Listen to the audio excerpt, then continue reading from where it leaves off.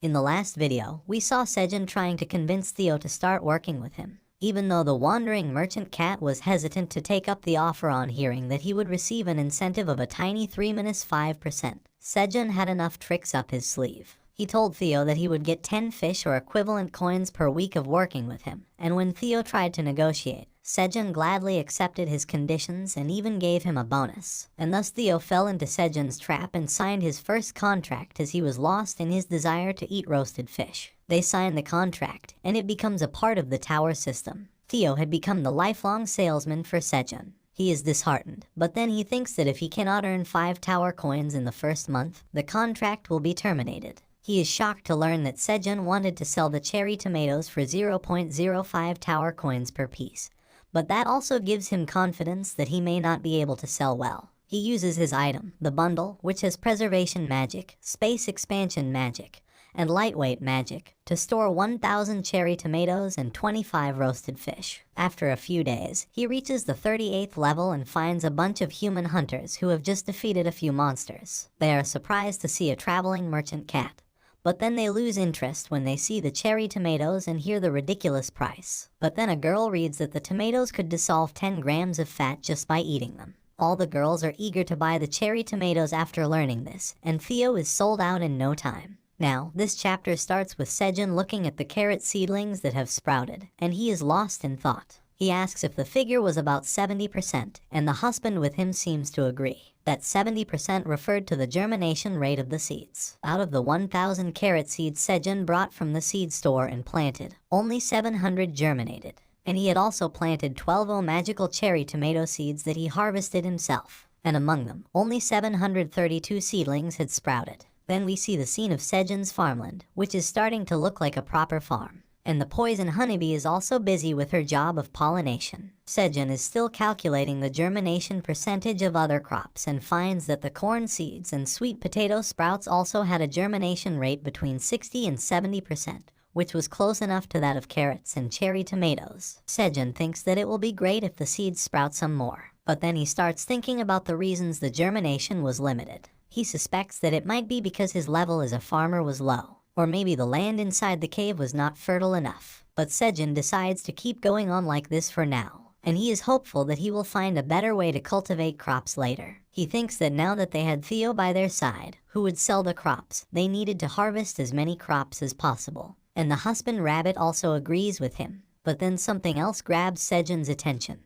and he turns back to find out what it was. He sees that the black warrior rabbit tossed a torch up in the air while he was waiting by the lake. As soon as the torch reached near the surface of the water, piranhas jumped out of the lake. And that was what the black rabbit was waiting for. He leaps towards the fish and hits them with his hammer. He deals 1 blow to each of the fish and then lands safely on his 2 feet. And just as the fish fall to the ground, he also catches the torch he had tossed up. Everyone was watching him heroically catch fish. Sejun compliments the black rabbit that he has gotten really skilled at hunting. And then he notices that the rabbit's body is shining. That meant that the black rabbit was leveling up. Sejun congratulates him as he says that this is the first time he has seen this. He had seen the white farming rabbits level up quite often while farming, but seeing a black rabbit level up was rare. He pats the rabbit's head and tells him that he is gradually becoming a true hunter, and the rabbit is also glad. He shows off before his siblings, who clap for him. As the rabbits are playing, Sejun suggests that they should take a break now. And during that break, they should drink coffee. Sejun appears very happy as he holds the tumbler he got from Theo, and as he opens it, it becomes clear that he was not mistaken about drinking coffee. Inside the tumbler are many sachets of coffee,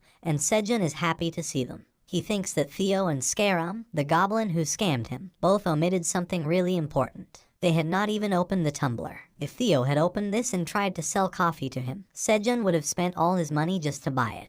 And as Sejun tears a packet open, he thanks them for their ignorance. Because of that, he got some good stuff for free. Sejun pours the coffee powder into his water bottle. He says that even though they do not have any tools to boil water or make ice cubes, having coffee in this place is a luxury in itself. He could not make regular coffee or iced Americano, but he at least had coffee. Then Sejun gets the poison honeybee to spit some honey into the water bottle, and he thanks her. And after a bit of mixing, he finally has coffee. Sejun names this drink Honey Americano, which is a combination of coffee powder dissolved in the cool water of the cave and mixed with thick honey from the poison honeybee. It was the perfect harmony of bitter and sweet tastes, according to him. Sejun claims that a single sip of this drink can relieve fatigue and hunger, and as he takes a hearty sip, Sejun finds that it is really quite delicious. Then he offers the coffee to his rabbit friends, and the black rabbit is the first one to try it. But as soon as he takes a sip, he is overwhelmed by the bitterness of the coffee and is too stunned to even react. Other rabbits are also curious about the taste, and when they try it, all of them find the drink too bitter for their liking. Sejun just laughs as the rabbits spit out the coffee. He says that the rabbit's tongue must be more sensitive to bitter tastes than humans. But then he notices something that he had not expected. He sees the honeybee flying towards a hive inside the cave. Sejun calls her, and the bee excitedly shows him her hive. Sejun asks her if that was really a beehive, and the realization hits him a moment later that the poison honeybee is finally moving here with them. He asks her, and she affirms. Sejun and the rabbits are glad to hear this news. Sejun says that it was saddening whenever she had to go back to her home every night, and now he finally feels that they are a family. And on this joyous occasion, Sejun wants to throw a party. But then suddenly, he gets a message from the tower manager. It is a quest, and the manager has requested that Sejun give him 10 magical cherry tomatoes. There is no reward for completing this quest, but the penalty for refusing is disappointment. Sejun is shocked to see a new type of quest, and then he thinks that because he kept on postponing the quests, the tower manager must have realized something after seeing his deal with Theo. Sejun snickers as he thinks that the tower manager is not threatening to kill him anymore. Rather, it was asking him in a manner that was pitiful, and Sejun feels some sort of pity for the manager. He decides to give some of his tomatoes to fulfill the quest. He offers the tomatoes, and the tower master accepts them. It also thanks Sejun for his kindness, and Sejun is surprised. He smugly says that it was satisfying to see the manager thank him. But then he suddenly realizes something. He acted like a pushover just now. Sejun is dejected upon realizing this, and he does not notice that the husband rabbit was sipping coffee calmly behind him. On another floor of the tower, we see a building. A goblin places a drink on the table, and then we see that he is Scarum, the one who scammed Theo. Scarum is angry that the pushover cat has not returned yet, and his friend asked him if he was talking about Theo, who bought his items the last time. His other friend says that Scarum was quite smart to sell the trashy items by deceiving the cat, and he also wants to learn some tricks like this. He then asks Scarum why he was looking for Theo. Scarum begins to explain his reasons. He says that the cat spent all his money to buy items from him, and he is worried that the cat has not yet returned, even after much time has passed. By now, he should be back to complain that he could not sell the items. His friend asks him if he is really worried, and what would he do if the cat really returned. Scarum says that since he was such a good guy, he would not be able to pretend not to see Theo. He says that he will buy the cat a glass of milk and inform him about a big opportunity, and then he would lend him some money to take advantage of the opportunity. The other goblins are surprised, but then Scarum explains his real plan. He says that the poor cat will have to work very hard to repay the loan he takes from him at a high interest rate, but he will neither be able to pay the debt nor the ever-increasing interest. And then Scarum gives a menacing expression as he says that Theo would become his slave until his death in the end. The other goblins say that Scarum was a genius, and one of them asks him if he should not hurry and find the cat as soon as possible. It was not easy finding such a pushover, but Scarum laughs confidently and says that they still have plenty of time. He advises his friends that they should not chase their prey so recklessly, and the other goblins are impressed yet again by his carefree attitude. But then Scarum says that they should look at today's wandering merchant sales ranking. The other goblin also says that it was about time for it to be updated. And then they open the information windows in front of them, showing the ranks of wandering merchants according to their sales. Scarum sees that he has reached the 999th rank, and he is happy to finally make it into the top 1,000.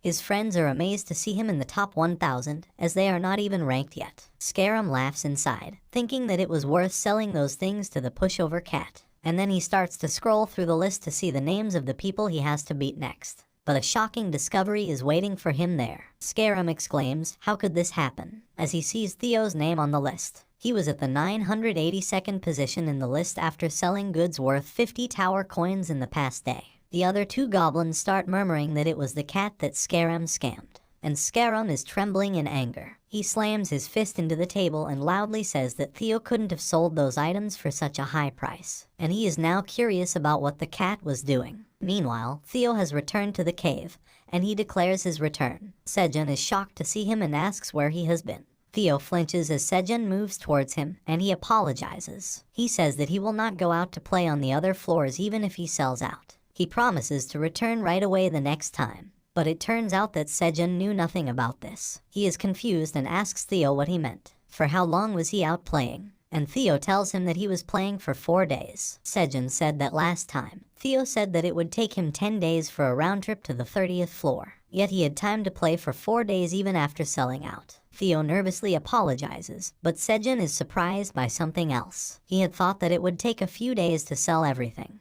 But Theo returned to the cave within 14 days, and adding the 10 days for the trip and 4 days of playing around, Sejun realizes that Theo sold out as soon as he reached the 30th floor. And then Sejun places his hand on Theo's shoulder. He makes a scary and menacing face and asks Theo to tell him the details if he does not want to see his sacrilegious side. And the cat is too terrified to do anything else. He tells everything that happened to Sejun and the rabbits. And Sejun asks if the hunters really bought everything after Theo just talked a little bit. He is in disbelief, but Theo exclaims that it was exactly as he said. He hands over the bag containing 50 tower coins to Sejun, who checks them properly. He then calls the cat merchant employee Theo and says that he worked well. Sejun also gives him his incentive, 2 tower coins. But Theo is shocked and asks Sejun if he wasn't the sales cat Theo, the resourceful. But Sejun coldly tells him that he got demoted. What kind of sales cat returns after playing around for 4 days? But then Sejun adds that if Theo works hard the next time,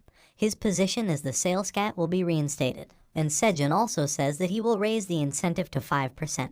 Theo says that he understands and promises to work hard and become a salesman. Then Sejun asks Theo why he is constantly talking with his cat accent now. And Theo says that he has decided to live this way now. He says that humans seem to like this side of him. Sejun starts laughing and says that everyone will soon know his name. Theo asks him what he means, and Sejun says that the name of the farmer is displayed on the status window of the cherry tomato. And that is why people will soon learn his name as the person who cultivated the magical cherry tomato.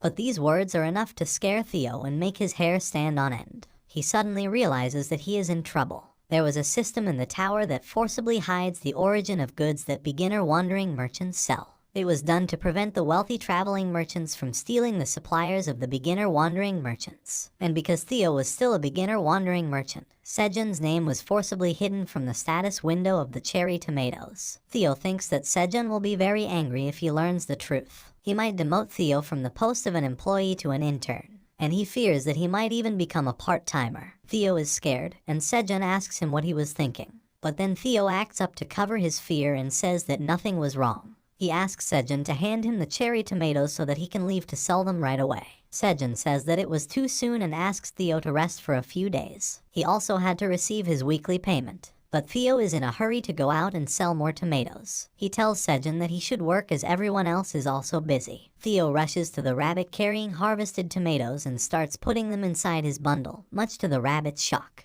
The reason he was doing this was to remove the restriction on displaying the cultivator's name from the status window of the goods. And there was only one way to do that. Theo needed to achieve 1,000 tower coins and become a mid-level wandering merchant to do that. And seeing the cat so eager to work, Sejun wonders if he has started to believe in him.